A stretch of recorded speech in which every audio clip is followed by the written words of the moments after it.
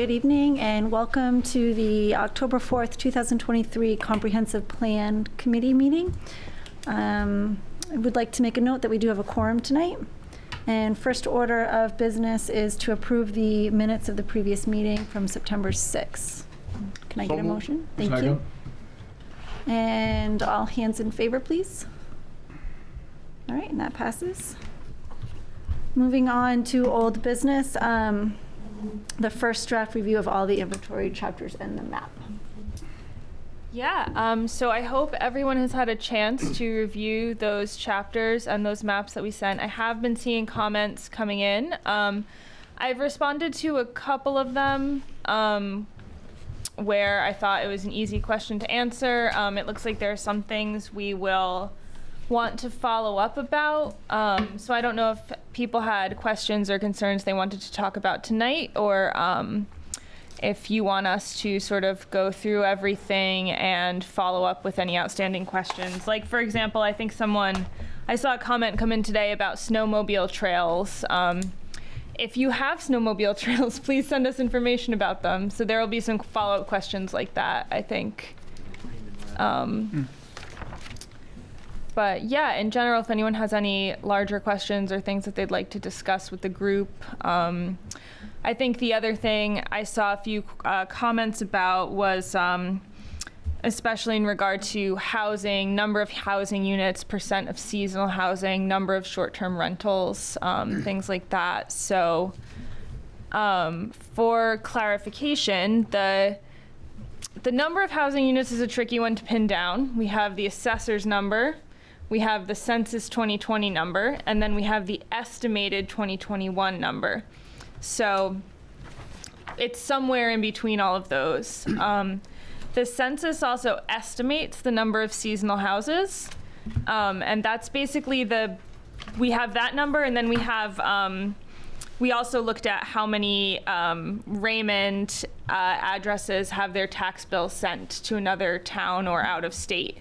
So that's another one where we have two data points. The number is somewhere between those. We don't actually know the exact number. And then with short-term rentals, because the town doesn't track that, there actually is not a great source for that data. All we can do is look on some of the websites that aggregate Airbnb, VRBO numbers.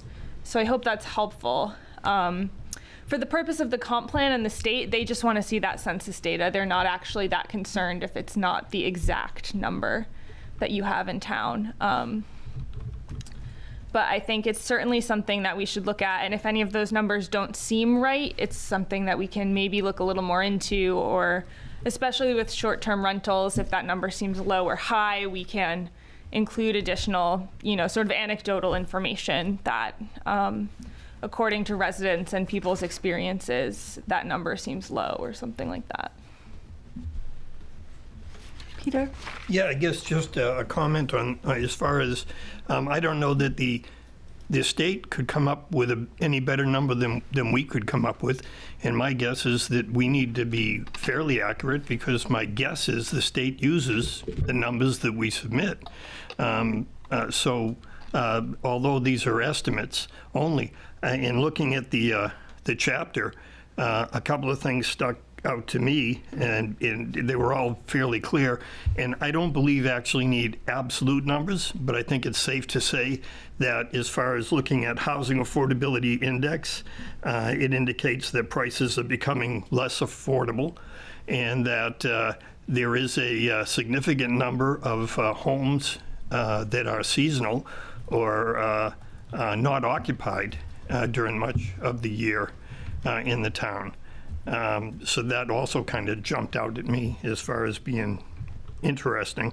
And as far as, as far as looking at just the demographics as far as population, or projected decrease in population is probably caused by a combination, this is my own thought, of a lack of affordable housing and an increase in the ratio of death to birth, which I don't believe is anything that is unique to Raymond. I think it's kind of the state. Yep. Yeah. Yeah, that number of it, I think, was a third Yeah. or vacant. I mean, I think you had two different estimates where that came from, so I was just kind of surprised at a third. But I think if you look at it, it's probably very accurate, and I think you had two different sources, so I'm good with the number. I think the only other way you can do is go down in December and see who's in the driveway. But I don't think that's a very good approach either. Yeah. Yeah, I will say this is not, we are actually at North Star. We're working on a Lakes Region housing assessment for Cumberland County. So this is a totally separate project, but we're comparing a lot of this housing data in all the Lakes Region towns. So hopefully like by next month we should have a more final version, and I think it might be interesting for some data points for you to see how Raymond is comparing to some of your neighbors, because by these numbers, I think Raymond actually has less seasonal housing than some of the towns like Naples, Casco, Bridgeton. I find that really surprising because we have the Cape. Yeah. Those are large tracks. That's true. Those are pretty Casco's large got- tracks. Casco has Point Sebago, and Naples, that's not surprising. And it would be interesting to have the numbers, but from my familiarity with code enforcement, over the last decade, there's been a significant number of conversions from basically seasonal to year-round. Yeah, so I think Sam and I will share those numbers with you if you're interested from that sort of larger regional study. Because I think it's interesting as we move towards thinking more about goals and the sort of future-looking part of the plan to see some of these like pushes and pulls that may be impacting Raymond's housing and population. You know, are you more affordable or less affordable than your neighbors and that sort of thing? I think the unanswered questions, I think you can either put back out or Okay. somehow I think that makes the most sense to compile them, because Okay. I think sometimes with all of this and the back and forth, we don't really know what stands still unanswered for you, and we're seeing it prior to the town seeing it, correct? So Yes. There's also things that we probably are thinking that's best answered by town staff, and we're not sure Okay. if that's getting addressed or not. Yeah, I think that sounds good. If everyone's comfortable with us kind of saying your comment period is over, we'll go back, see what we still need to answer, and follow up. Good. Yeah, I think we've had sufficient time to do it. Okay, great. Thanks, everyone. Really helpful comments. Really appreciate it. Great chapters. I'm going to move on to the public outreach event. I put this on there just because we have a little bit of an update. It looks like you sent a confirmation that the Jordan Small Middle School gym has been reserved for the 2 dates, correct? Yes. Okay. Correct. So I just wanted to make sure everybody was aware that has happened. I don't think, do we have anything else for that right now? No, I think this might be something to talk about under new business, but basically what we want to do between now and then, I think is, in terms of raising awareness and getting people involved, we should talk about, but I think we have that under new business. Okay. All right. So next on the agenda is the Community Resilience Partnership, and I apologize. I have just not had a moment to make any forward movement on this. I guess we can continue to keep it on there, and I can try again this next month, or we can just. I'll kind of ask John kind of what he'd like to do. I think we should keep it on there for next month. And I too was true to my word, I think, last meeting, saying I would arrive at this meeting having done nothing. But I did spend about 15 minutes on the site this afternoon. And my general sense is that before diving in, it would be great to have some confidence that we have a team here in Raymond that could run with that ball. I'd be hesitant to sign us up and get us into the process and then struggle to have a good committee that could pursue those opportunities and those projects, a number of which they give you a good list of possible templates and ideas about things that your community might need, and if we can't think of any of our own, which I bet we could, So I think the critical thing is not letting it go altogether while it's still an opportunity.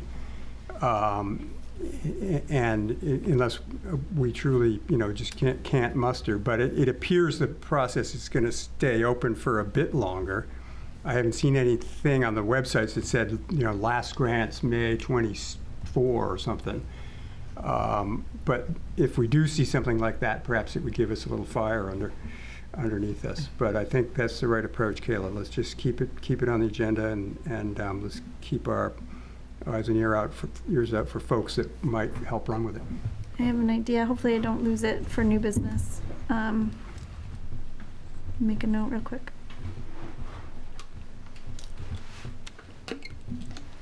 Okay. Well then, unfortunately, moving on from that. Oh, yeah. Can I bring somebody up under old business? Yes, you may. All right. I think we're missing out on a unique opportunity. We have not interviewed Don Willard, who was the town manager. Don is 23 years in this town. He knows this town better than anyone here. If we don't interview him, I think we're doing ourselves a disservice. Any idea when Don is going to be available? Because we have to wait till he's back. Don is no longer. He isn't coming back. Okay. Don is out on FMLA until January. Okay. So we He's not cannot coming back. contact him for any work-related subjects at all. So that's work related, right? Not if he's not working. So Sue, when you say we can't contact him, does that mean town employees can't contact him? Because this is work-related. He can't be called upon for any work-related subject. He can be called upon As a citizen, as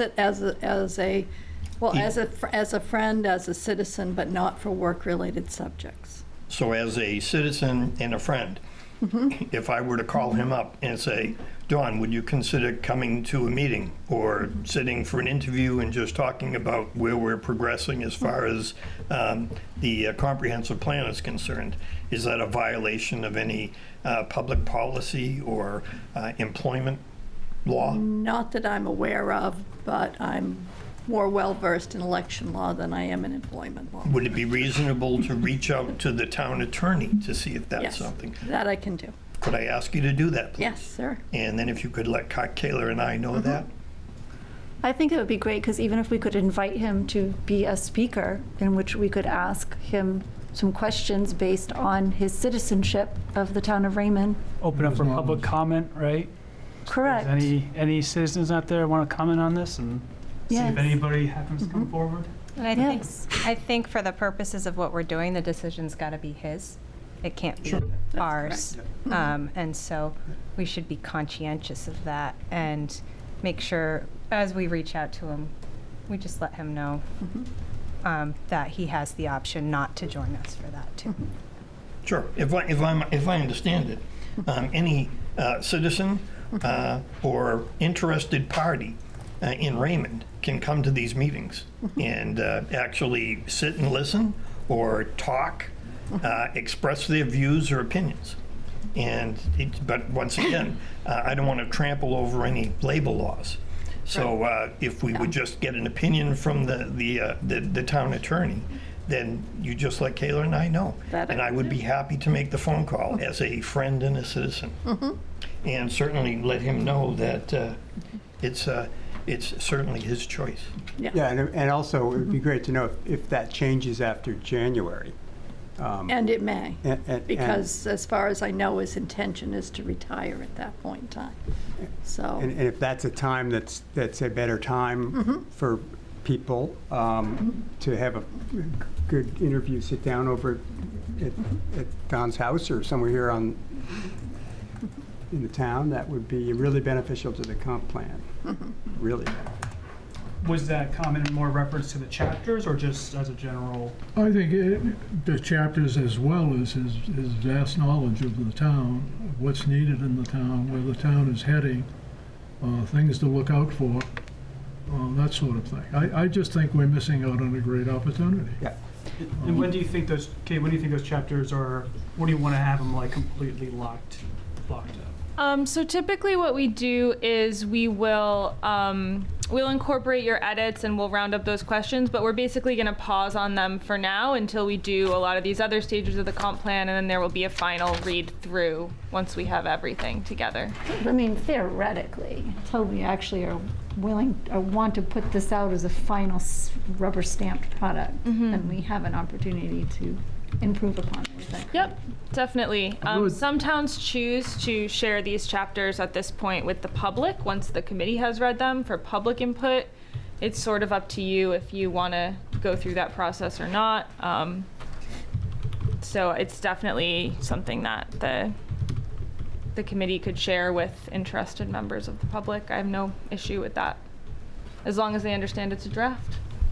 I would suggest that if there is no negative response from the town's attorney, that we invite Don to the next meeting. It will be up to him whether he comes or not. If he comes, then we could ask him questions, or he could give his opinions on some of the things he feels need to happen in the community over the next 5 to 10 years. I just think we're missing out on a great opportunity if we don't have him give us input. He gave us great input while he was with us. Every meeting he had something to add that really made a difference in the way we look at things.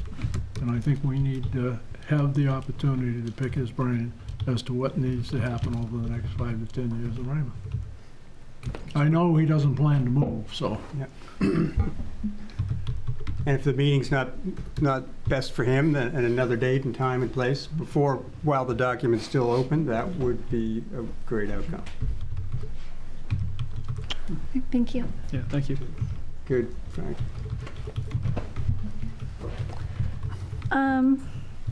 Okay, moving on to new business. The initial results of the survey, which I'm interested to see or to know how that turned out. I have a question for the group. Would it make more sense to talk about the outreach stuff first and then dive into the survey and the vision statement? Or do you want to just go in order?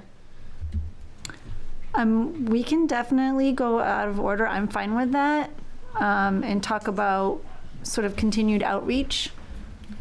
Sure. Is that okay? I, by unanimous consent, would just change the order of the... Yeah, I just think it might make more sense before we sort of dive into a topic. I'm okay with That's the that. chair's prerogative. Okay, I'm fine with that. Yep. Yeah, yeah, go ahead, Kaylee. Well, I had asked that this be put on there because I thought that, especially since we'll have survey results, that it should be another time for us to reach out to our email list with the survey results, sort of what we're doing. Then we can also talk about that, watch out for January 2024, here's what we're doing. And then I also thought maybe we could put something together for the Roadrunner, including the survey results and a little teaser about our January event. So that's sort of, I was thinking of like grouping it all together.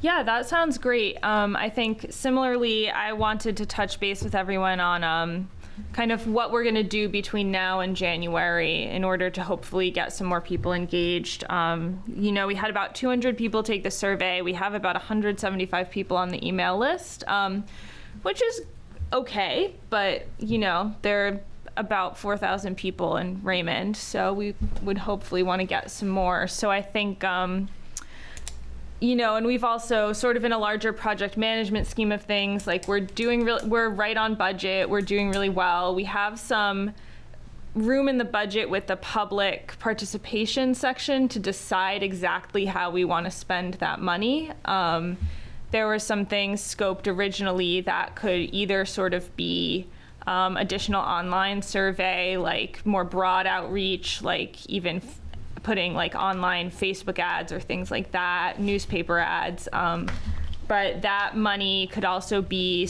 in support of things like more targeted focus groups, depending on what the committee feels would be the best way to start reaching some more people in town. So I don't know if we need to make any decisions right now. This might be something to follow up on, but I think we should think about what could happen between October and January to raise awareness of this project. and to maybe get some more groups of people involved. And I'm happy to give more examples of any of this kind of thing if that's helpful. But Do we have any like kind of sort of calendar of events as far as like community events that might be going on between now and the holiday season, or like Chamber of Commerce sometimes has a calendar of events in the area. It might be worth our while to kind of identify a few different events that are happening and see if we can either set ourselves up at a table or, you know, kind of make our presence known at those types of community events so that people are seeing us and out in the public. There is one coming up on the 31st of October Yes. on Main Street. Yeah. That might be a thought. difficult to get a captive audience at that. Well, except, one thing we're going to try this year that's new is we're going to try and direct traffic to Sherry Gagnon Park to Park, and we're going to run shuttle buses from there to Main Street. So there will be people kind of hanging around waiting for the shuttle bus and getting dropped off there, just a thought. So they're a little more stagnant there. That's running around, Little running after a little one. Cringeworthy. But it also may be a demographic. But it also may be a demographic that you're not necessarily grabbing from the. No, I'm not confident Survey. we're reaching the young parent and children age group as much. I'm not. I asked the PTO to share the survey. I never saw it come out on anything that they did. So they said, yes, sure, we'll share it. But I didn't see anything. I could have missed it. Yeah. Well, I know Joe in Parks and Rec mentioned that they were gonna kind of assist with candy, you know, stuff to hand out. Yes. I'm just thinking, like, if we got little nips and put our cards in those, handed those, parents would definitely read it, right? Well, Okay, but maybe not. I like that idea. No, there's also the election. Yes. So we can be present the way we were. I mean, last year was a huge success just in terms of meeting people and getting them to talk to us for the first time. So I think we should, at the very least, plan on being there with something. I know we're short on time, but it's probably something worth pulling together in the next few weeks. Oh, go ahead. Sorry. Peter? Yeah, I guess at the September meeting, I asked some questions regarding the online survey, and I was satisfied with the response that this is a preliminary survey, that there'll be more surveys to come. We discussed where our biggest bang for our buck with our budget would be as far as trying to get more citizens involved. And I believe there was a comment by the guest speaker that was just kind of an offhand comment at the end, which was basically that, well, you know, 5% isn't bad. Well, you know, our target was 10%. 200 is 5%. So we got half of what our target was. And I believe, if I recall, my comment at the September meeting was that I'm going to look at this as the glass half full rather than half empty, in that it is preliminary, and, you know, we kind of, you know, we hit the survey in the summertime where maybe we didn't have the best time to get people to take a survey online. I don't know if I buy that totally. I don't know if someone's motivated to take a survey, they'll take a survey. But in the fact that we also didn't really see a tremendous response from that 30% of our population or whatever, the seasonal or whatever. So I did a little research after that meeting and looking at what is considered to be a reasonably good response to a public survey. And 5% was at the low end. And it was like 20% to 5%. So I guess in this conversation, and when we're going to be talking about strategies coming up to the January event, Obviously, everything that we did, and I believe that our efforts were pretty substantial. I believe this committee was engaged in going to elections, going to lake associations, going to road associations, basically inviting guests to speak here and be on the public network. We are, in my opinion, going to have to do more, because I want to still maintain that attitude that the glass is half full. Because the other side of that coin is a response like this is saying that, to me, is saying that the community at large doesn't give a damn about the comprehensive plan. And therefore, our charge is to represent the community in writing this plan.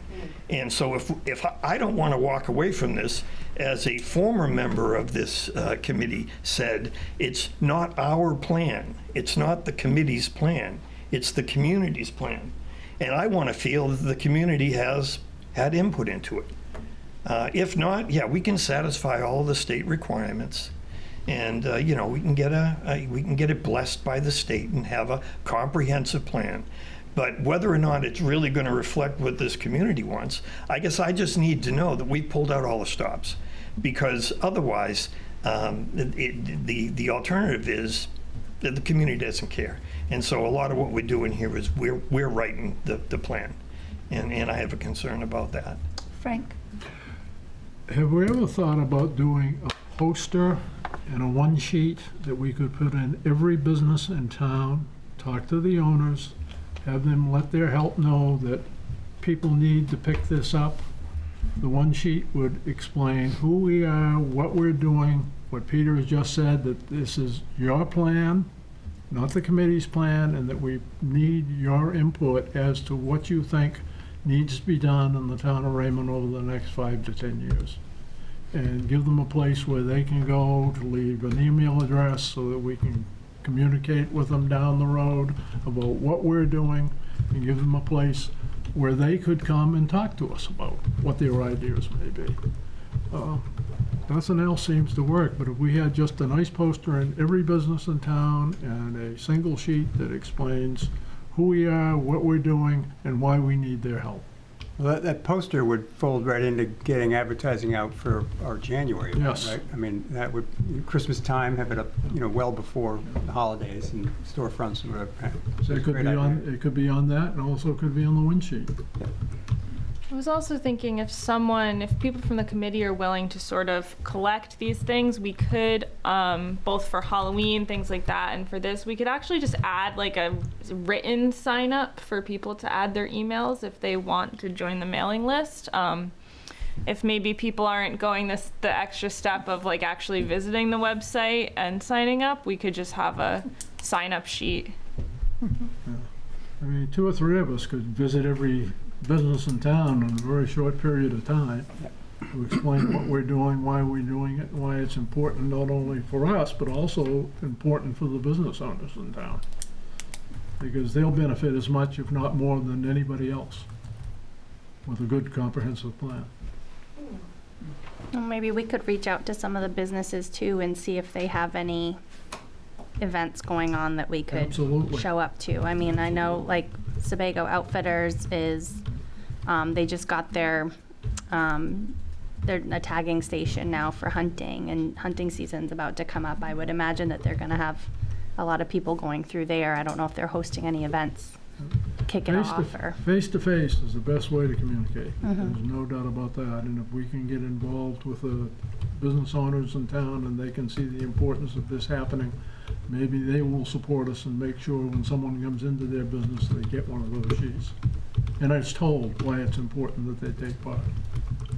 I think it's pretty critical that if we're at the election, we hand them a postcard They that get a says, piece of paper. you're invited January, I don't remember, the January this 20 and date. 27. Thank you. Snow date, this date, here's the time. You're invited, but you're needed. You know, it's not a nice to have, we need you there.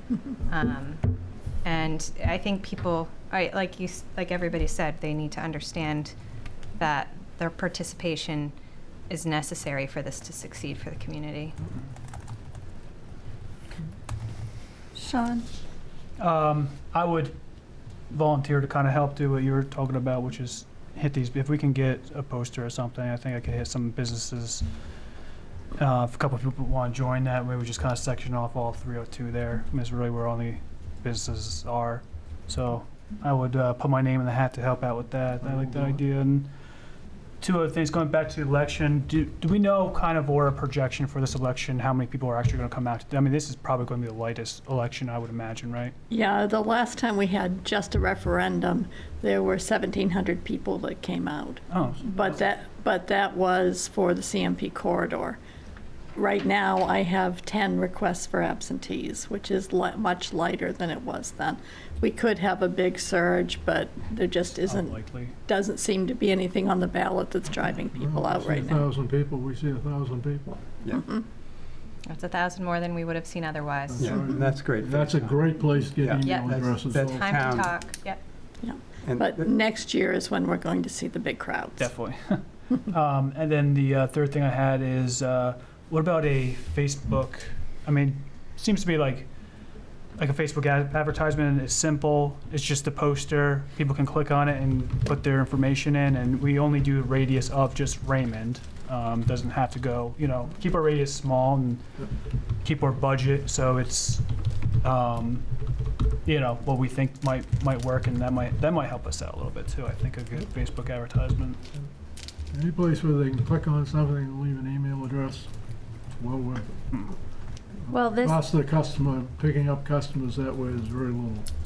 this chapter, about the economy has the 6 largest employers in town listed by name as well. Maybe it's worth reaching out to those business owners Absolutely.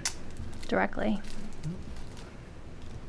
I mean, they have a real stake in this. They truly have. They may mean, not Sabre know it has, right what, now, but they do over have a 200 huge stake in this comprehensive plan. Mm-hmm.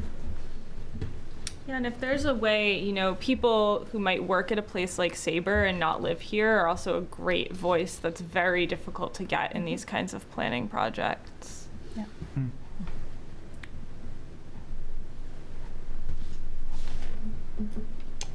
So if anyone has any ins at Sabre, basically.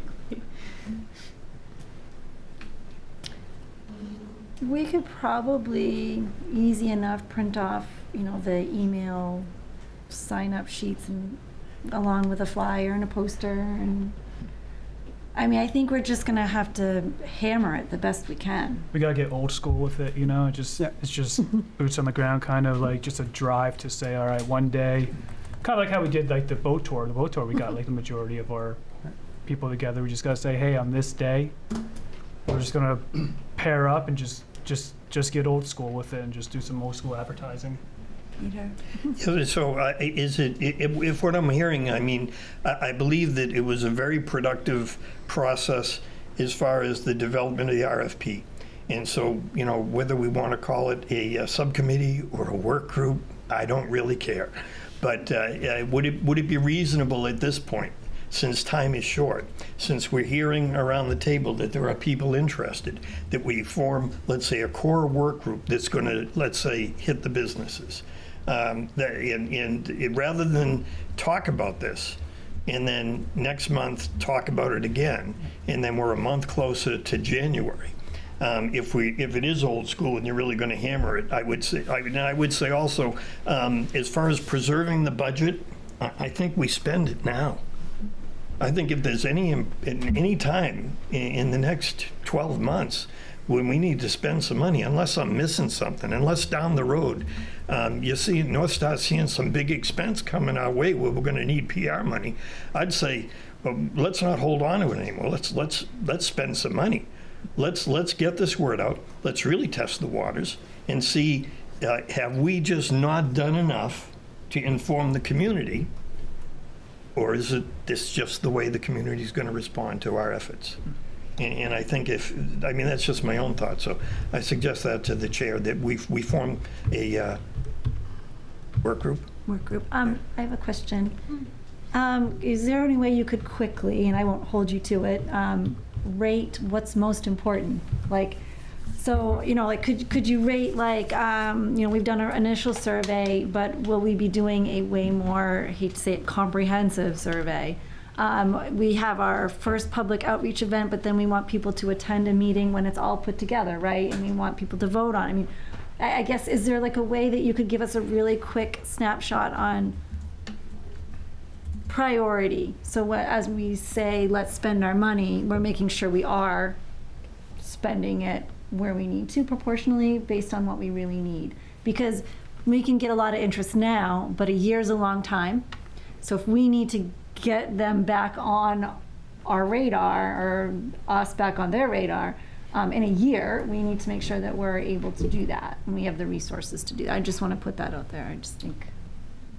Yeah, I think the parts where I think you want to see the most engagement are the event we do, or follow up, however we follow up an event in an online survey, whatever, about the vision, and then the future land use event and whatever online follow up we do. Those two things are where we really want to hear from people, because that's where people will be giving input that will really form the goals and strategies that are going to be in the comp plan.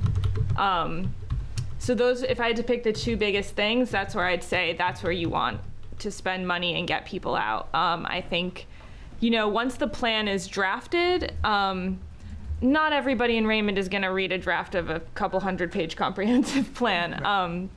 But I think, and you all have town meeting, correct? Yes. So this will go through town meeting?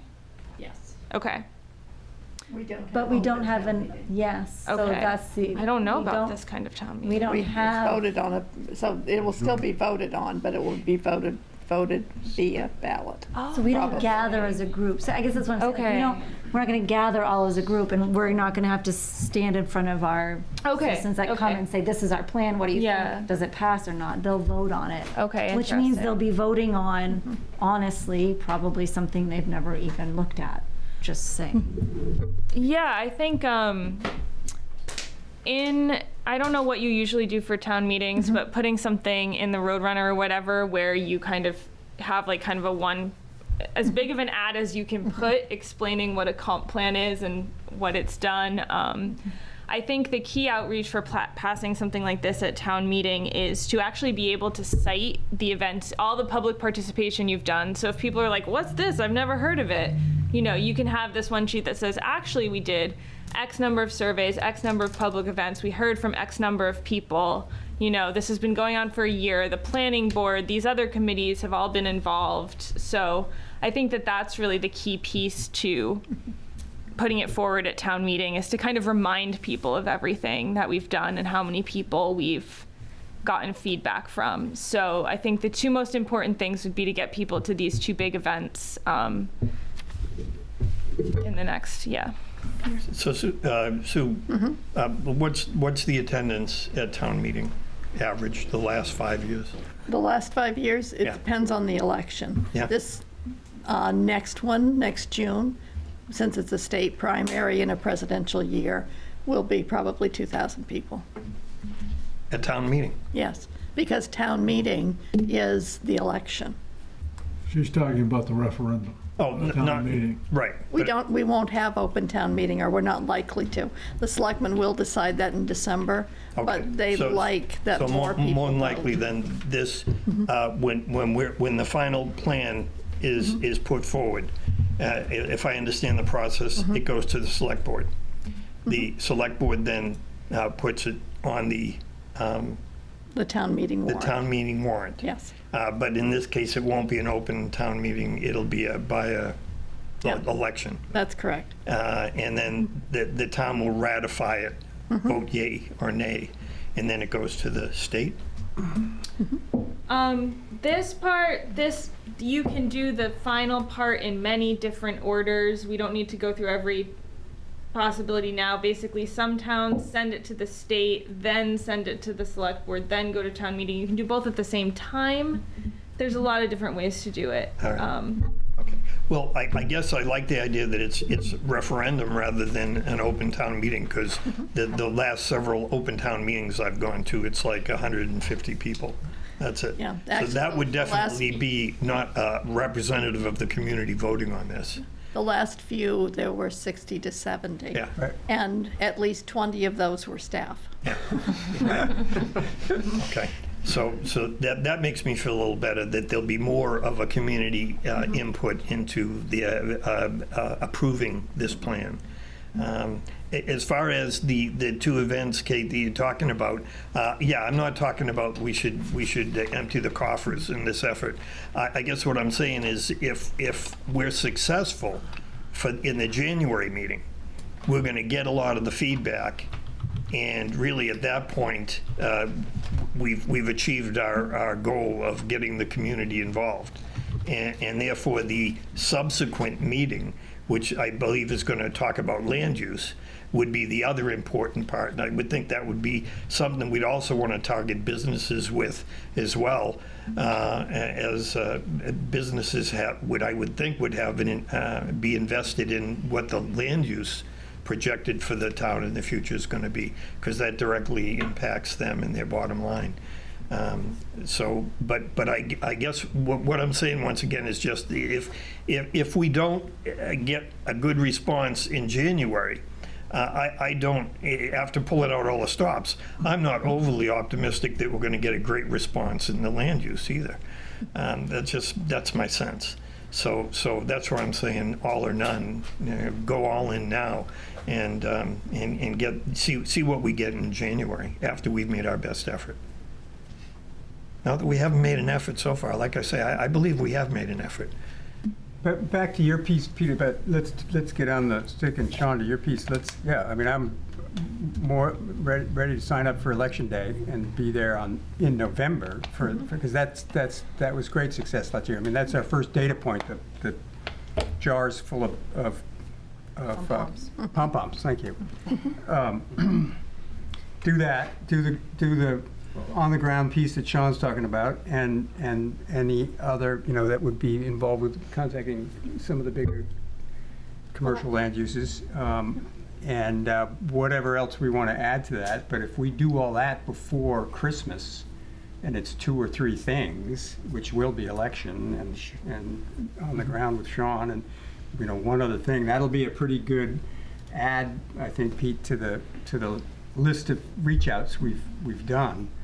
And then, there'll be some final publication push right around the holidays to make sure folks come in January. Yeah. I'm thinking, so if I was to commit Thursday the 26th or Friday the 27th, one of those days, could we have posters ready for me by then?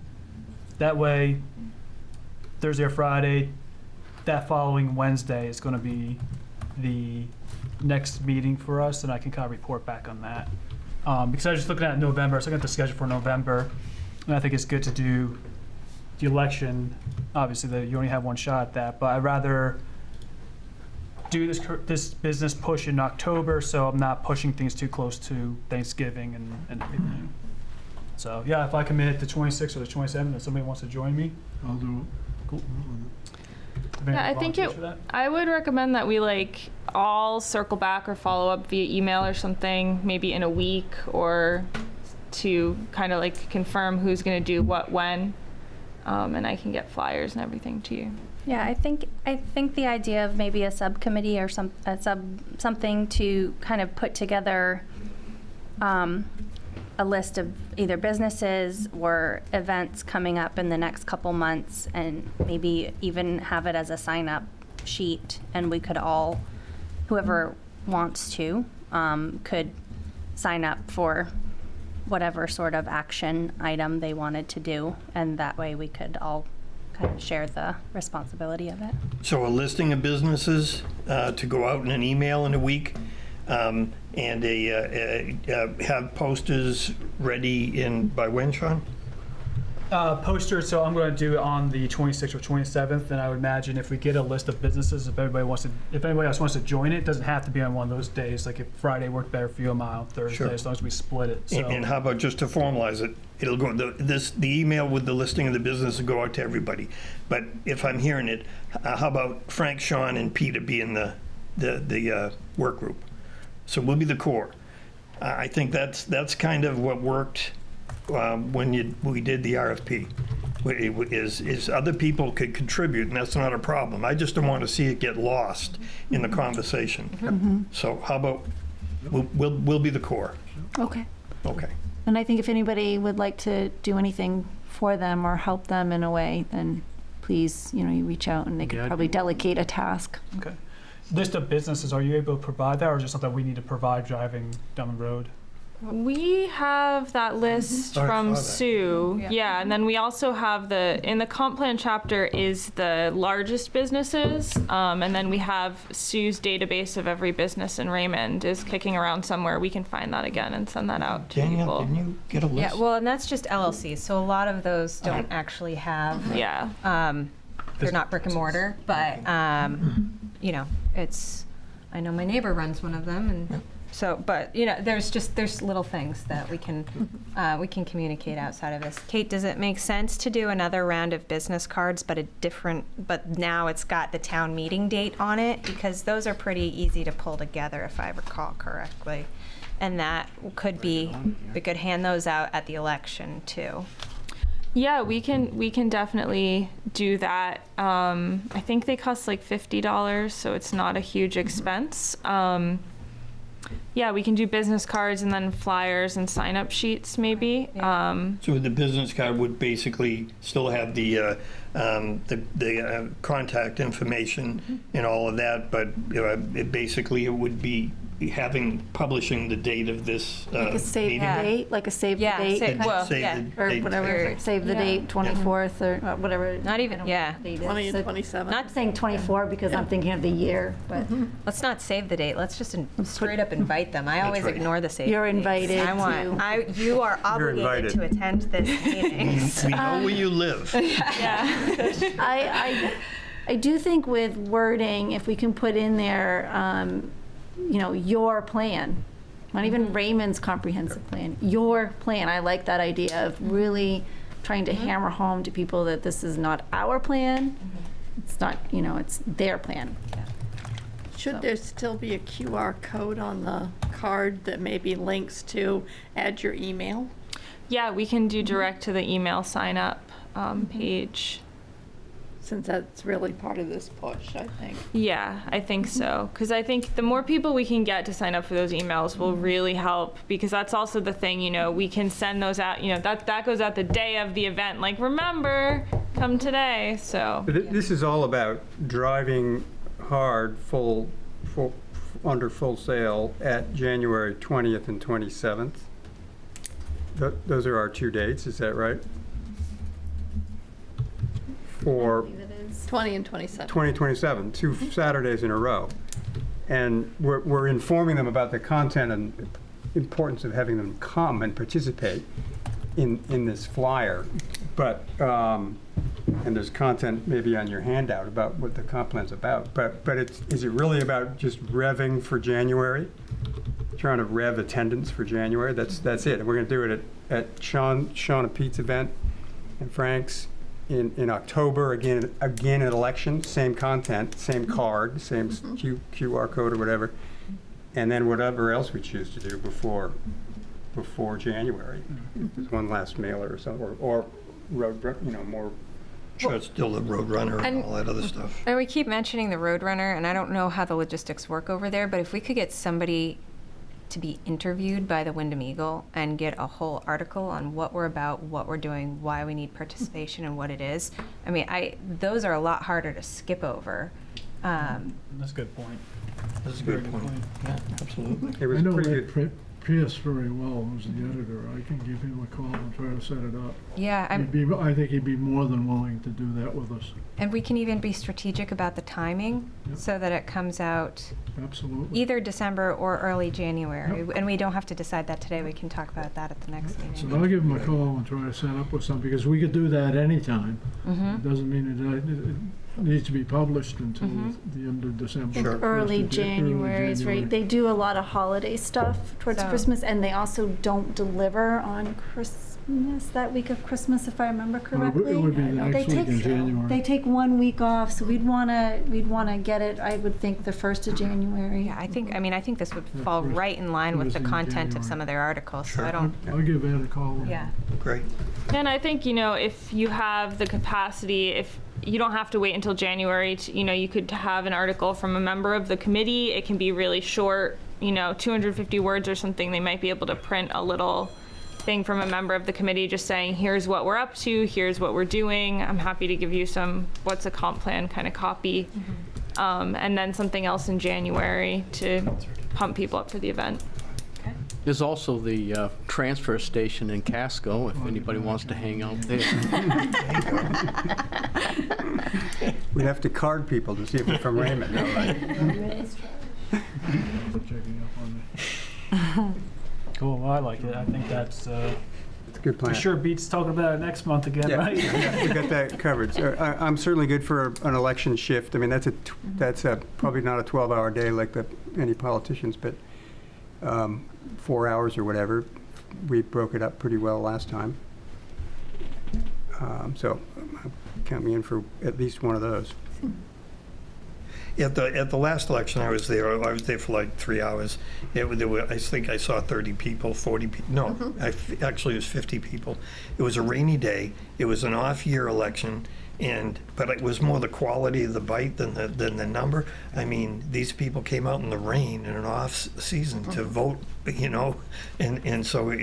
But as I think I reported, almost none of them had heard anything about the comprehensive plan. It may be helpful just for gathering information at the election and the like. The first question after introducing yourself is, have you heard about? And just keep note of that, because I think that gives us a test of the water as far as, have you heard about it? Because, like I say, out of those 50 people, no one had really heard of the comprehensive plan. And maybe we have something too that talks, as Kate, maybe we don't because we haven't heard the results yet, but maybe we have something that talks about the results of the preliminary survey. And because that'll pique people's interest as well and say, look, here's the results from who, do you agree? What do you think? It's a great talking point. Sure. Great, and people are going to want to talk about what they think. Yep. Okay. Sounds good. Thanks, everyone. I think this is a good plan, and we will follow up in about a week, I think, with the subcommittee and all that stuff. Okay. It's a work group. Work group.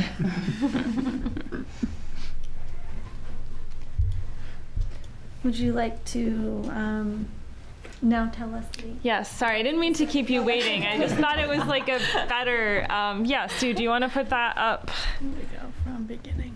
All right. And, no, don't do this. Oh, is that... No. And show.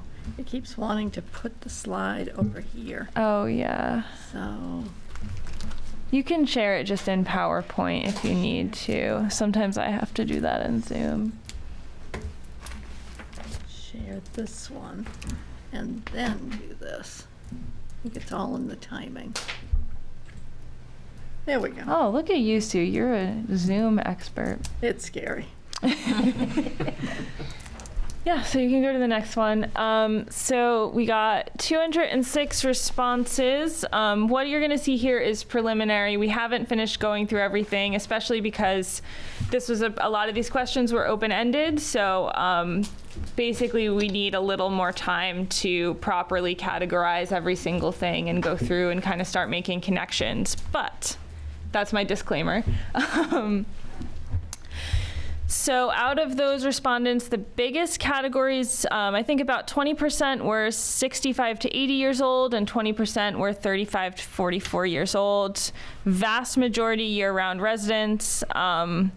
Most people who answered have lived in Raymond for less than 10 years. The majority of people were college educated, either bachelor's or graduate degrees, and had an income of $100,000 or more. So, some of the initial answers. What's the best thing about living in Raymond? The three biggest categories here were community, natural areas, and lakes and ponds. So, under community, there's a lot of different things people talked about there that kind of fit into that. So, like small town feel, connected feeling, friendliness, family oriented.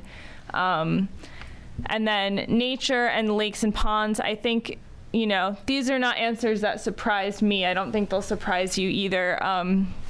People really value the access to nature here and the water. Other big things people talked about were the proximity to Portland and to other services. A lot of different ways of saying rural living, rural atmosphere. There were quite a few people who also talked about how quiet it is here. Quiet was a word we heard a lot. So those are kind of the big things that people like the best about Raymond. Your favorite outdoor space in Raymond, I really like that my yard was one of the top answers because that was one of the kids in the video, or all the kids in the video, I think, said my yard, and it turns out all the adults feel the same way.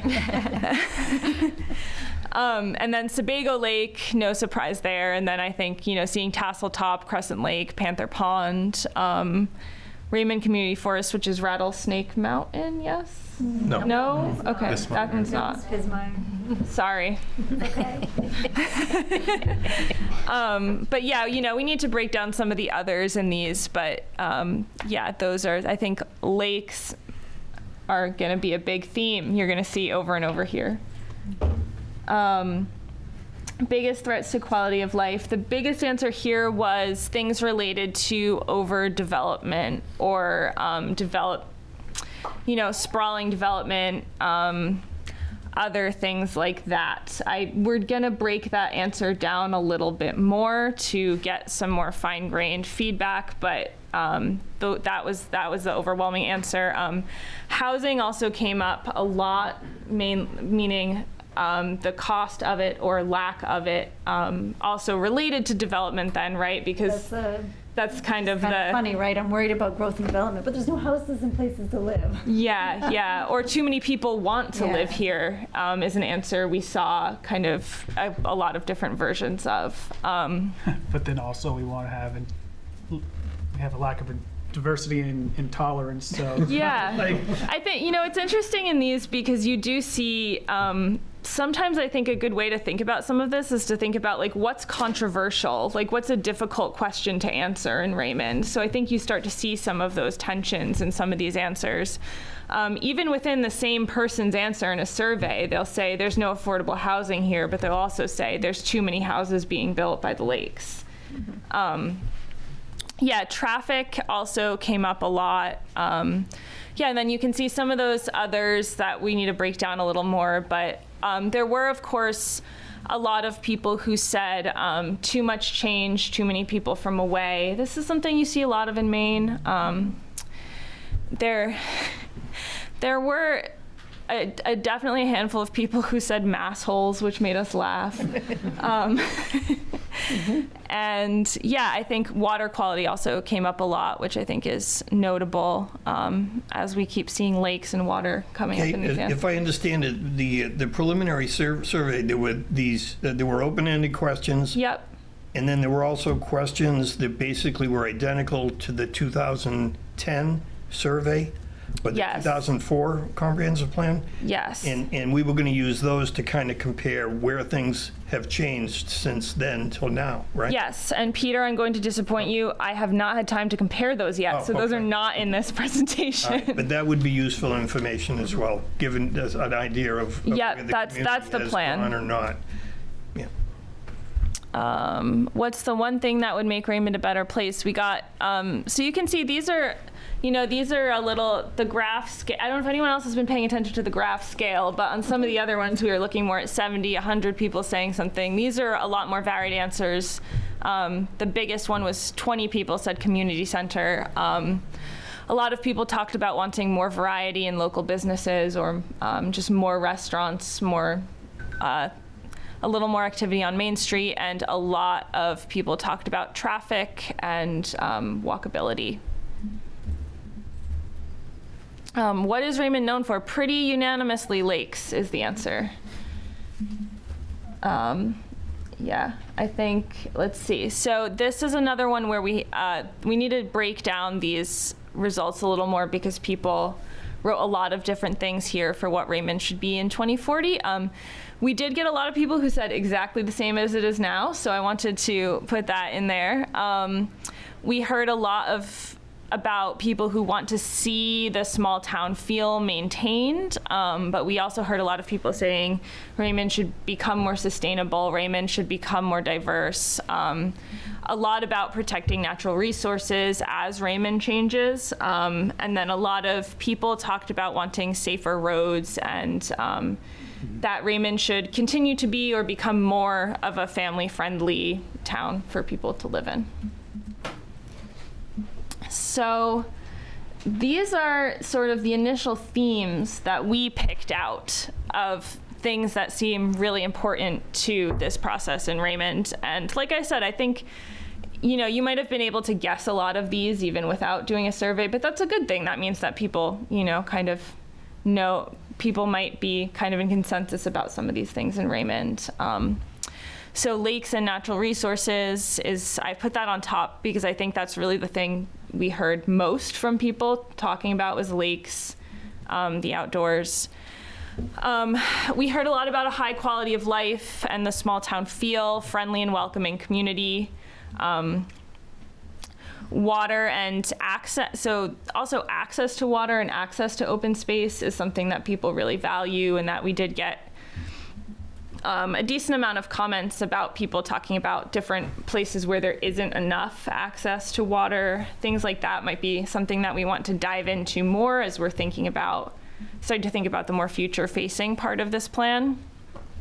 I put intentional, well-planned development because there were a lot of responses that said, you know, we don't want too much development by the water. We want to, you know, protect natural resources as we develop. Also, a lot of people just saying too much development, stop the development. So I think, you know, that will definitely be a theme in this plan, is trying to find that balance of how to meet the needs, people's housing needs, the desire of people who might want to live here with protecting natural resources. Yeah, I think there are a lot of responses too that people would be interested in seeing a little more activity on your main street, and maybe a little more variety in local businesses. And then traffic safety is also a big theme that we saw, as well as I think people talking about town services, mostly in terms of recreation and community facilities. And there was, I think, a decent number of answers that kind of wanted to see investment or at least increased availability of things like that provided from the town. So I don't know if you want to go back to that slide for a minute, Sue, if people want to kind of, I'll stop talking now if people want to respond to any of this or talk through it anymore, but.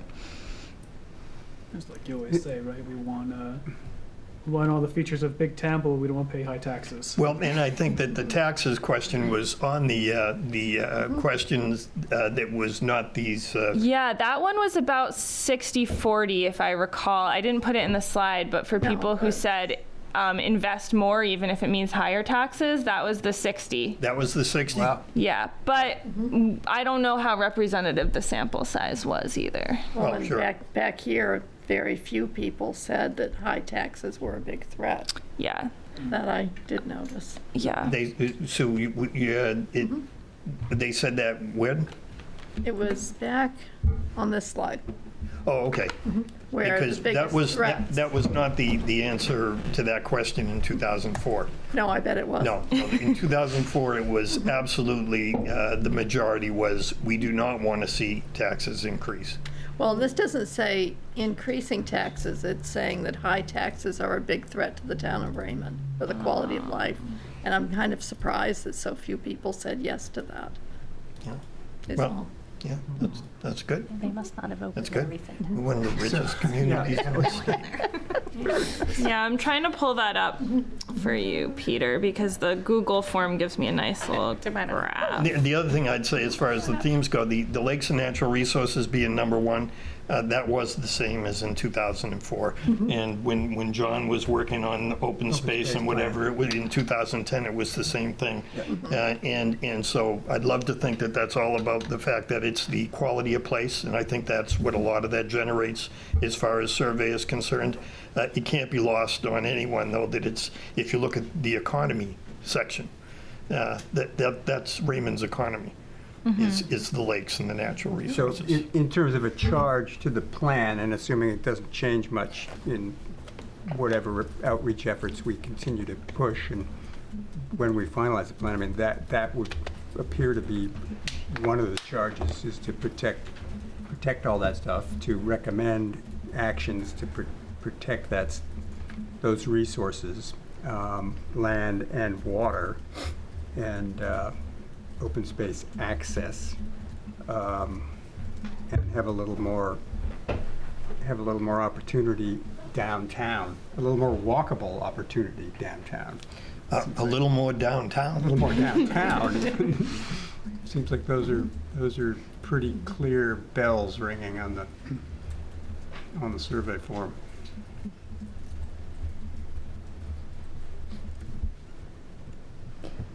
I don't find myself, completely surprised by these results No. too much either. No, the intentional well-planned development, limited sprawl, environmental impact, the thing I'm concerned about, and it's come out in some of the conversations that I had going around talking at different associations about the plan, and I heard it more often than I liked. It made me cringe a little bit, is, what we don't want is, we don't want to be Wyndham. And I guess I would just caution this committee that, as far as, this idea of exceptionalism, I've driven through parts of Wyndham that are beautiful. I've had great relationships and friendships with people in Wyndham, very nice people. And so I just caution against this general attitude that I seem to run into, which is, we don't want to be Wyndham. I think what we want is intentional, well-planned development. Our enemies are Wyndham holes and mass holes. You got it. That's right. That's right. Good friends from But affordable housing, most of us, if not all of us, certainly feel that's a priority for this planning effort, and that's, I guess we could incorporate that into intentional, well-planned development, but it's certainly not the individual line item of affordable housing didn't rise too high in this initial survey, is that right? Not in this initial survey. Yeah. And I think, sometimes that can be because the people who are taking this survey already live in Raymond. So they've already bought a house in Raymond, so they're not really thinking about moving to Raymond. And I believe if the number you gave previously is that the respondents had an average household Yes. income of $100,000 Or more. or more, which surprisingly it allows for affordable housing. Yes. Well, I was going to say, it's interesting because that's just under just under someone who would consider considered affordable housing, according to this, I think? Correct. In There this- was a in news Raymond, it was like news story this 120. evening on the 35,000 new houses in Maine are required, and another 40,000 within the next 7 years. And so, 80,000. yeah, so 80,000. And I believe that they said that the median would be around 100,000 is what the annual income would have to be for the median affordable house. Right now. The price of the house, or that's No, household income? the household income. Household income, yeah. Yeah. Buy a house in Maine, right now you have to have a minimum of $100,000. Yeah, annual income. And we didn't really have those individuals responding to this survey, Yeah, and I think probably because there aren't a lot of them in town. yeah, I think, on that note, I think it's something we can talk about as we dive more into this, and maybe in the future event, to say to people, okay, what if your kid wanted to move, when they graduate college, they wanted to move to Raymond, would they be able to do that? Things like that. Would your parents be able to downsize to a house in Raymond, to get people to sort of think about what does and doesn't exist here? But I think one of the other things that is going to be a tension and something that we'll need to talk a lot about is, everybody's saying Raymond has this amazing quality of life, these amazing natural resources. So people want to live here, but then it's also saying we need to make sure we don't have too much development here. So finding that balance between, this is a great place to live, and how do we, deal with that demand as people want to live here. I mean, I think, right now, the answers to those questions is can your kids come back and live here? Probably not, unless they're gonna live in the little place you put in if that thing passes, right? They can build a Accessory dwelling unit, and can you downsize and stay in Raymond? Probably not. Yeah. But that's kind of a market problem right now, too. That's not a Raymond that's problem. not just a That's Raymond problem. Southern Maine, Greater Portland area as well. So it's just part of the conversation. I'm not excluding affordable housing by any means, but the market's not going to be the same, and I don't think the market's going to be the same in the next 20 years, and it's something we can plan for. We're making a plan in 2023, so we got to deal with it. Yep. Yeah, and I think there's definitely going to be, I think a lot of this plan is going to be about preservation of natural resources, preservation of the things that make this a good place to live and high quality of life. Any further comments on this? Okay, let's move on to Good info. vision statement. Yeah, so this is sort of my final slide to kind of try to tie these two things together. I think all those things we just talked about, all those themes, I think the committee should work to kind of identify what those most important themes are that you want to see in the vision statement. Because the vision statement should really be a distilled, concise idea about the most important things in Raymond. And I put this up here because this is kind of a way to think about beyond just themes like we love our lakes, we love our natural resources, we love our small town feel. Another way to think about kind of a future vision for the town. So, imagine you or somebody leaves Raymond and doesn't come back for 20 years, and you're showing them around town in 2040. What things in Raymond do you want to be like? Would you be like really happy to say like, look, this is exactly the same as it always was. This hasn't changed. What things would you want to be able to take them around and be like, look how cool this is now? And then are there any places in town where you would want to be able to take your friend and say like, look how this thing has completely transformed? Lakefront.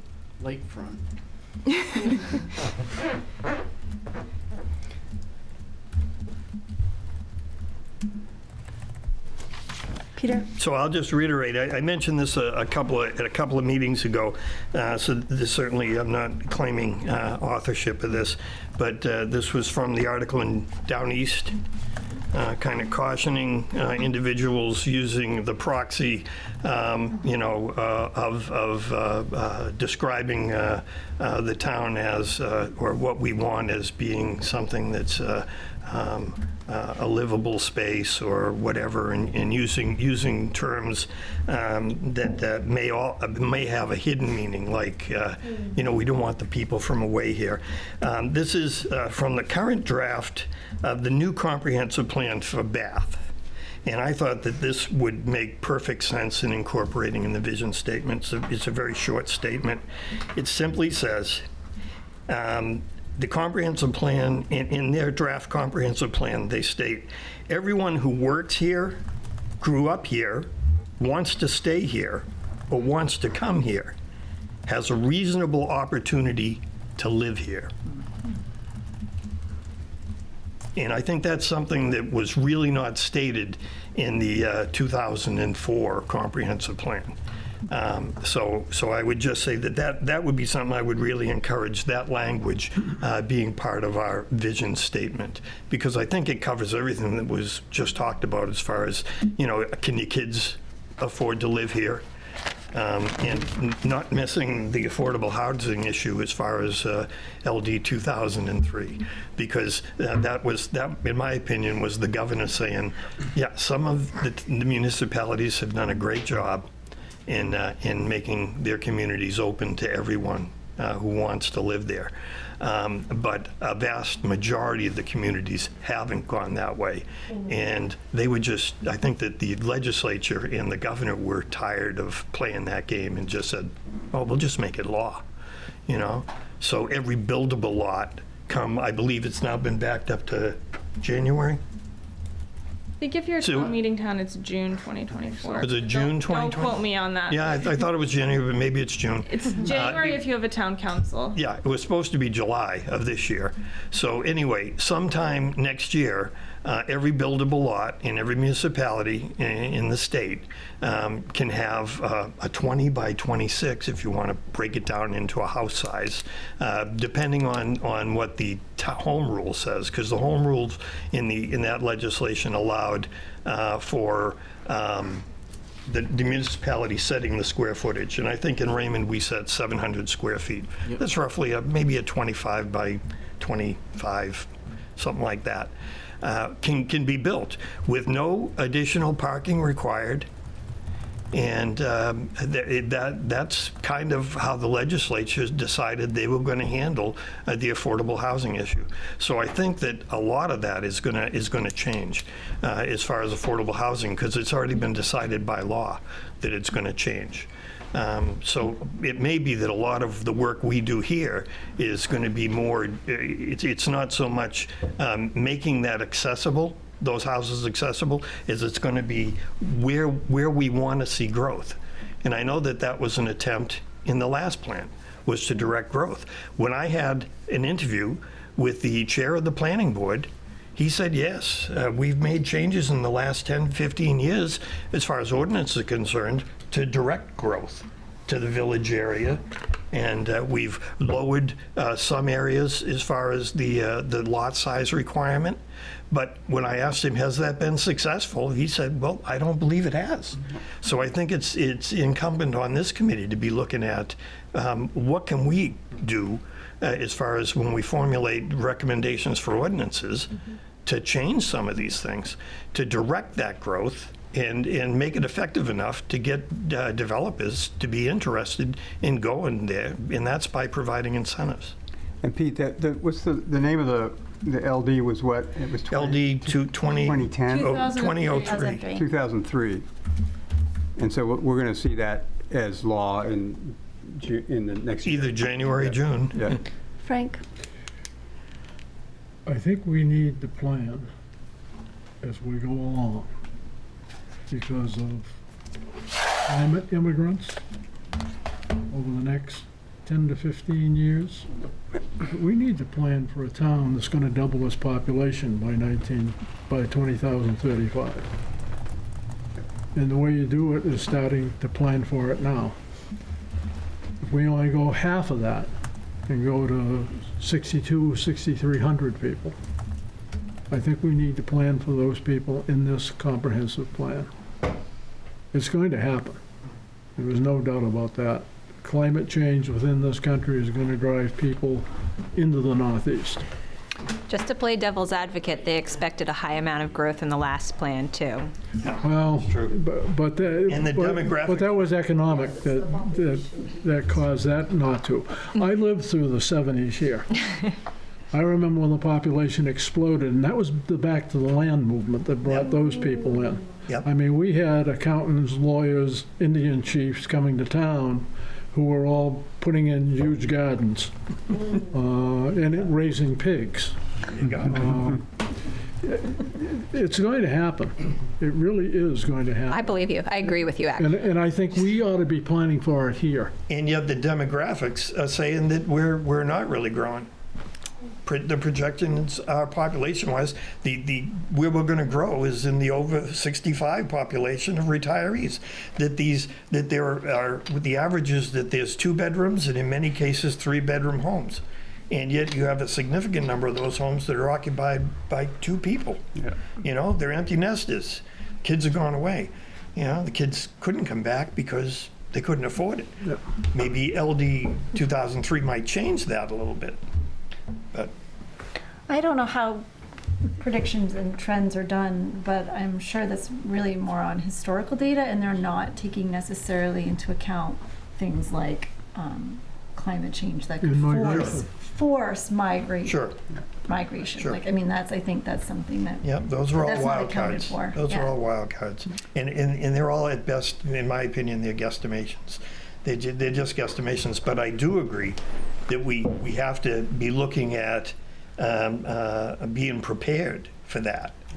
Rather than saying it's a known certainty. It's not going to hurt this community to have more affordable housing in areas where we want to direct that density. Absolutely.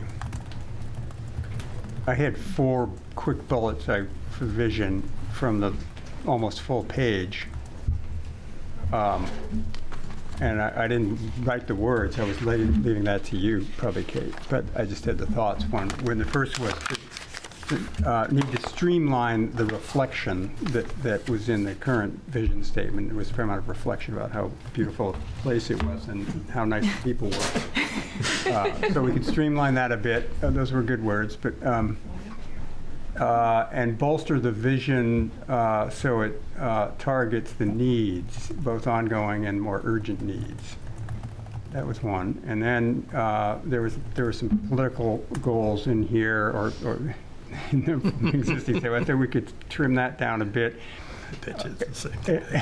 And increase the language about the focus on infrastructure and governance and finance and environmental goals to address needs.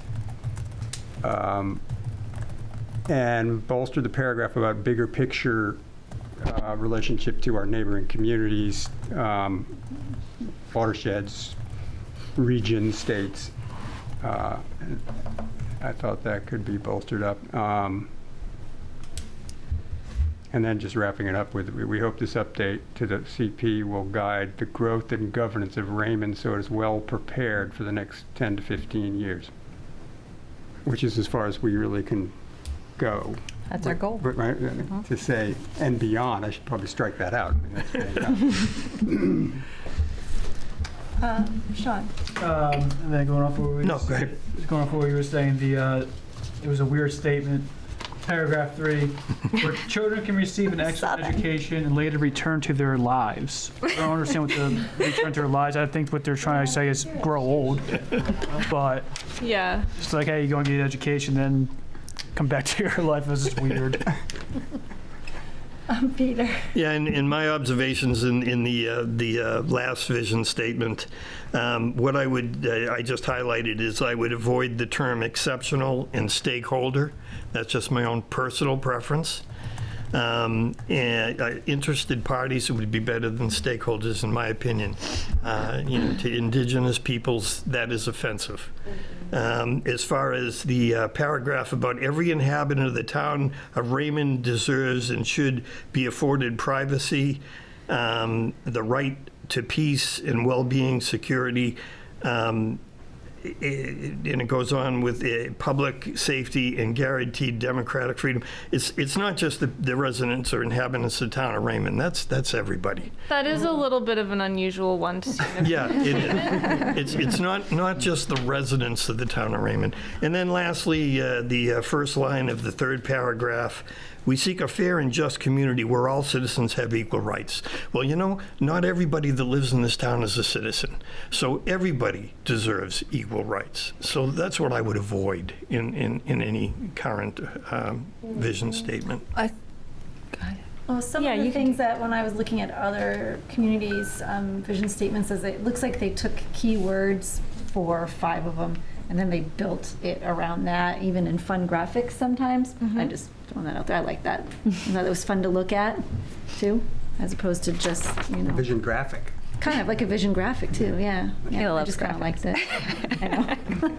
Yeah, I think that's something that we've tried to do in a couple different towns is can we have basically like a one-page comp plan version of your comp plan? So can it be either a graphic that has like 4 vision themes and then like a couple goals written on it, or some kind of like display where you could hand that out to someone and say, this is the main idea from the comp plan. I just think sometimes it's funner to look at. That too. But, I also did like, I looked at the example, I think it was Gray, we discussed it at the last meeting, was the fact that they kind of broke the vision statement up into sections of town, like the village center or the downtown area and the rural area. And that was a way for them, in a very brief way, to describe what the comprehensive plan was looking for, or targeting in specific areas of town. That was Bath. I think they both did that. Was it Gray? Gray also, or Gray might have had it by themes, where Gray definitely had a section about Gray Village and Yeah. then about Gray And traffic, then they had I a think. part about the rural area as well. Yeah, yeah, and Bath definitely went by sections of town. And that might be something that, like, for a town like Raymond, you know, you might wind up having like a paragraph about natural resources, a paragraph about maybe like Main Street or the village or something like that, and then, you know, that sort of structure. I noticed a lot of towns have mission statements in addition to vision statements. I mean, in your mind, are those two different things? Are those one and the same? I guess the difference is that the vision statement is a state-required comp plan element, so you have to do that. The mission statement is or like a motto or something, is an optional. Okay. Kate, what's your recommendation on approaching this? Do we scrap the whole thing and try to take what we've parsed out from the themes and implement it, you know, in a different way, or this just didn't hit me. How about a work group? A work group. Do a work I'll group. volunteer to be on the work group. I would volunteer to be on this work Well, group. couldn't this vision statement kind of transform over time too? I mean, Yeah. if we're going to be getting more public opinion and having events, outreach events, I would imagine even if we came up with an amazing vision statement right now, it would probably change. over Definitely. Yeah, I think what we're hoping to achieve at this stage is not a final vision statement. So you can approach it in a few different ways. Some communities might come up with basically a bulleted list of vision items and not craft like something in paragraphs yet. And then you have this kind of list of here's the things that we think are most important that we see, you know, preserving or changing in the next 10, 20 years. And then you can, in events, we can have people react to that and say, you know, are we missing anything? Do you agree with this? Kate, does that come from, are we informed by the January meetings as far as that's concerned? In other words, we should have at least that bulleted vision for that meeting, right? That would be the goal, yeah, to have something for people to react to. And I think it depends on the community and who's working on it. Some people feel more comfortable just kind of writing something out in paragraphs. But I would say at least a bulleted list of maybe the most important things. And I think, you know, trying to make sure that things are specific to Raymond. I think, you know, the vision statement previously, some of the things that, like you said, might not have hit were because they were sort of very general. You know, applying more to like The country. the country at large. And then I think, you know, making sure that you have a balance of, you know, brag about the things that are really great about Raymond. Definitely say like, we love our lakes, we love our natural resources, we love our friendly community, but also making sure that you have some sort of action-oriented language in there. Like we want to improve, you know, I think Gray's has a lot about traffic and like we want to improve traffic safety and walkability in Gray, you know. So things aren't just like, yay, we love Raymond, but they're also like, here are some things that we think need to change. I would agree with that. I didn't see a lot in the previous, and I think this was discussed at the last meeting, vision statement with specific action items. And I think that has to be incorporated into this new vision statement, which is what are the action items? I mean, that's really what a comprehensive plan is calling for, right? It's calling for action. Action. Exactly. So yeah, I think this will change over time, and I think, I mean, if there are people who want to form a little group to start drafting this, I think that would be awesome. Maybe starting with a bulleted list, and we can talk about it at the next meeting, would be a great way to start. So I agree with Sean that I think that in order to get that done and have it ready for the next meeting, since time is actually short, that there should be a work group. So I heard Sean, who else? And Danielle? No, I think John. John. Did I sign up for that? I didn't mean to, but I will. And John. So we got three. And if you would come back with at least a bulleted vision statement for the next meeting, would that work? Do we have the two Johns? Yep. Or do you assume, John, you're in it because we said John? I think that was the John they meant, but I'm happy to be. Thank you, John. Yes. And I can send you all the survey feedback that we showed tonight as well. I'm happy to share more vision statements or other ways that people have worked through this, if that's helpful. Well, if you go on the State of Maine website for comp plans, it lists all the ones that are recent, and you just click on the link, and it goes right to their plan. So it's a way to kind of quickly look at what everyone's done. That's what I did. Tracked it to the graphics. We're allowed to plagiarize those, right? 100%. All municipalities do it. We steal from each other. It's status quo. So what Peter read was, I'm jealous. No, absolutely. Was that fast you said? Sure. Well, yeah, or you could just, we could just basically let AI do it too, right? Yes, 100% you can take what other municipalities have done and make it your I own. think plagiarism is going to be an archaic term. Yeah. It is already in municipalities. There you go. Sharing is caring. Okay, so for next meeting, we're going to look to our 2 work groups for any updates. And you will help provide a poster and materials for them. And again, you're thinking about business cards in addition to. Yeah, so I will get back to you, I will say next week, with maybe a flyer, sign-up sheet, and a draft business card. Let's say by the end of next week. Awesome. Cool. All right. Any further discussion on new business? I'm not seeing any. So the next meeting date is for November 1st of 2023. Is that okay? Everyone's okay with that? And I can open up now for public comment if the public wishes to comment. Yeah, you do have to go to the podium.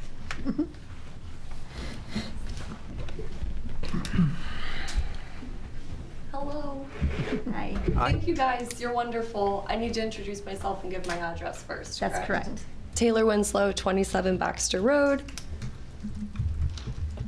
Where to begin? I want to help. I really appreciate the direction toward digital resources like email lists and online surveys. I also appreciate the gentleman asking for action. I'd like to volunteer if I can help. This Don gentleman sounds fantastic. I personally coordinate a podcast, so I'd like to volunteer to interview him. So if you guys have any issues getting him present, we can air an interview with him anytime. If you hear from him, let me know. What else? I have so many notes. Honestly, it took so long to, that was really rude. I'm sorry. It was the exact amount of time that's necessary to get through everything. But I'm a little unsure where to begin. You said something and you were moving quickly, and I made a note here. You said, if the number seems high or low. Were you saying in reference to the tax figure, if people think I think you were discussing from one municipality to another, if people think the number's high or low? Are you saying if people from one area to another consider the local taxes to be high or low? Can you clarify? I think what you're referencing is back when we were talking about the inventory 2 data chapters. points, tax bills, yeah? Yeah, so the inventory chapters are part of a state-required comprehensive plan where we have to collect, basically, the state provides a list of data I'm points. just asking if it's in reference to taxes. 'cause No, that was we were just in talking. I reference didn't know what to, about. That was in reference to number of housing units. Ah, So the there are number, different 40,000 in sources. 7 years, I must reiterate, that's astonishing. We can't let that happen. I'm kidding. We should let that happen. But You guys, my notes are a little all over the place. I appreciate your attention. I'm just gonna say, I'm here in favor of the natural resources. You've got it correct. Thank you. Thank you very much. Moving on to the committee comment. Does anybody have any comments? I wanted to share, I watched a little documentary on Netflix called Live to 100, Secrets of the Blue Zones. I don't know if anybody's seen it, but it was a very interesting show. So the guy is a journalist. He wanted to study these populations across the world that have higher numbers of these centenarians, people that are living into their hundreds, and try to figure out, what are the key unique properties about these communities that are allowing people to live so long and have such a high quality of life while they're doing it. And so he was able to kind of pinpoint or categorize several different things that that he saw across cultures. And what he also did was bring those ideas back and say, okay, can we learn from these communities and actually make change here within our own communities here in the U.S.? And so he worked on a couple different projects, one in Arizona, one in Texas, and his theory was that if we change the environment around us, that it will improve the quality of life for the people. And some of the action items that they put in place as part of these plans really are not like that difficult. It was creating communities for walking groups and creating more green space and walkable space in towns, and food programs, and access to different healthy foods and things. So I just thought it was very interesting. I thought it was very timely as far as what we're kind of doing here, and just thinking about, what are things that, that they're finding there that we can also sort of implement to improve the quality of life here. So I recommend watching it if you haven't yet. What was the tag for that, Jackie? Was it a called- NPR thing or a? No, it's on Netflix. It's on Netflix, okay. Yeah. And what was the name of it? It was called Live to 100, so Secrets of the Blue Zones. Did he go internationally? Did he go to other continents? Yeah, I think I he heard a went piece of to, that on the and it was specifically like very small communities too. So it was like Okinawa, Japan. Right. He went to this island in Italy. And it pinpointed specifically different types of like diets that they ate, as far as the types of vitamins that they get out of the vegetables, lower quantities of meat, having more of a plant-based diet with meat as kind of a supplement rather than meat being kind of the basic stakeholder. And I'm like, that word's like, oh no, I said it.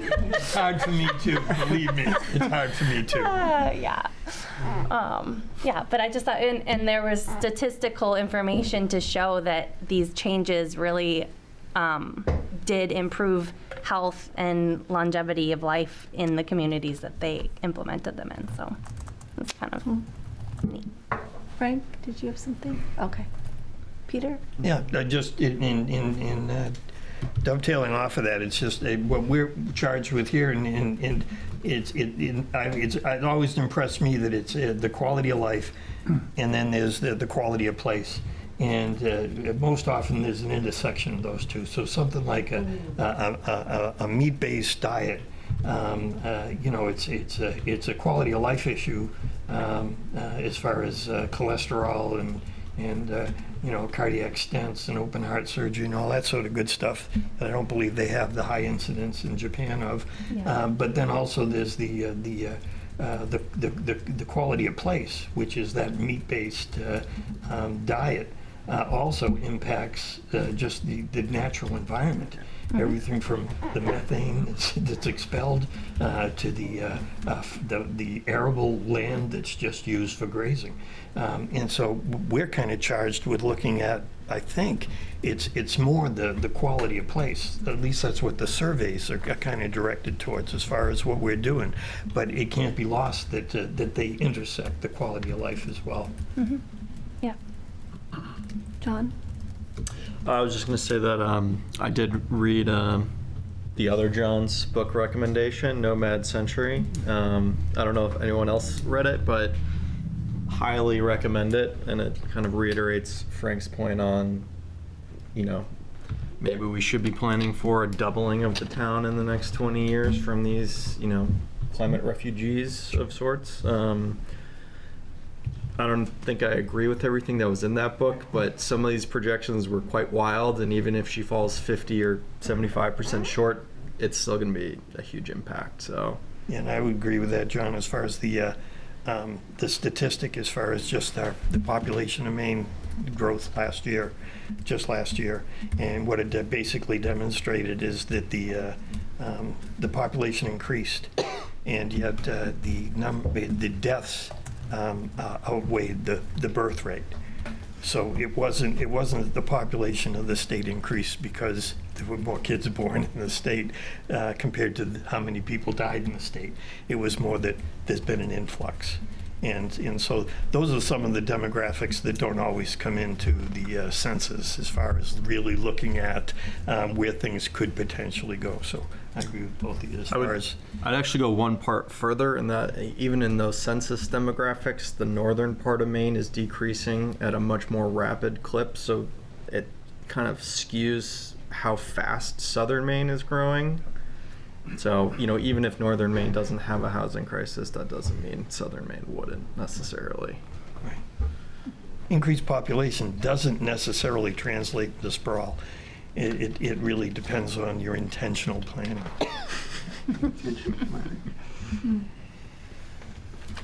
Any other comments? Guess I should stop reading the Epic Times. They totally disagree with it. I think I had just one quick comment on something Peter said earlier about us being careful not to throw too much shade on Wyndham. I think what we could probably think about between this meeting and the next one, and, it's not Wyndham that's Wyndham's bad. That's one of the reasons I live here, because it's so close and I love having the access to Wyndham. And my kid was one of the ones who said, I don't want Raymond to be like Wyndham. So I think what we need to think of is, what is it that differentiates Wyndham from Raymond? What is it that we don't favor about Wyndham, and how does that impact our community? Because it's not that none of us here think Wyndham is terrible. We just prioritize something that Raymond has that Wyndham doesn't, and we need to identify that and put it in the plan. Yeah. I don't disagree with that all day, Danielle. I think that's a good observation. I think Kate mentioned it at one of the previous meetings, just as far as when basically people, citizens of the town would basically say, well, we want to maintain the rural character of the community, and that can sometimes be a cover for. Not in my backyard, we don't want it here. Not always, but sometimes. And Kate had a good point. She said, when you hear that, what you need to ask is, what do you mean by that? So when you say, we don't want to be Wyndham, what do you mean by that exactly? Yeah. Do you mean you don't want a Home Depot? Sure. Or do you mean that you don't, want the 302 traffic, which we get a taste of? But Sure. Is that what they mean? Like, you don't want to go through a So really, it has to downtown be area? followed up by that question. What do you mean by that? Wyndham's our business center. Wyndham's great. I mean, it's our business center. I think Business center for the entire area. Go there often. Because of that, there are problems. I think too, Wyndham I don't know if they still are, but for a while, Wyndham had the designation of being the fastest growing town in Maine for a good number of years. So I think it's also something to think about, in that sort of comparison is like, okay, if Raymond starts to see growth, what can we do differently so we don't have some of those things we don't like about Wyndham? And the basic infrastructure for Wyndham is very different than it is for Raymond. So, you know, we don't have the space set up for those big box stores, whereas Wyndham has for years. But is that something that we need to plan ahead for and consider, especially in light of many of the small businesses we have here? I mean, all you have to do is look at the way Scarborough's handling their growth. Now, especially with what's happening at the old Scarborough Downs. I mean, they've done it right. Maybe we need to be able to say, you know, if we're going to grow, where are we going to grow and how are we going to grow, so that we end up with a community center, but also places where other things can take place in town that aren't happening now. I think Chris has some ideas on that one too. Yeah, I'd really like to see development around our 302 center. Yes. And really turn that into a downtown area with shops below, places to live above. You know. We can't build much of that right now. It's too bad we can't pick up that piece of land at the end of Raymond Village, the Brown Estate, because that's a lot of acres, and that could be developed into that kind of businesses on that end of the village, and which would make it very walkable. I mean, we're talking 50-plus acres.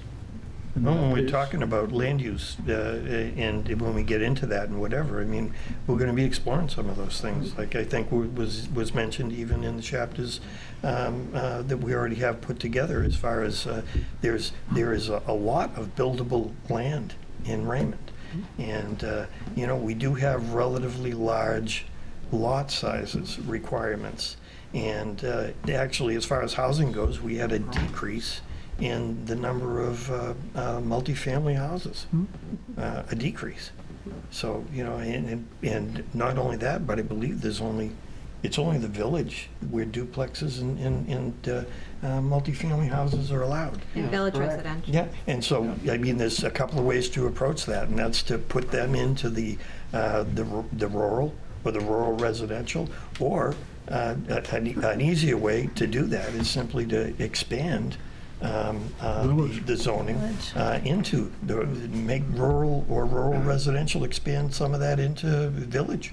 Well, the town ought to pick up all that land, maybe with the intention that down the road they would sell it to places that were going to be developing businesses within the village area. I'm sure we'll be able to talk about that when we get to land use. Rainbow becomes a real estate company? Community land I bank. don't think so. Yeah, Yeah. sure. That's a thing. All right. Any further comments? Well, I'd like to entertain a motion to adjourn then. Motion. Second. All right, and all in favor? We are adjourned.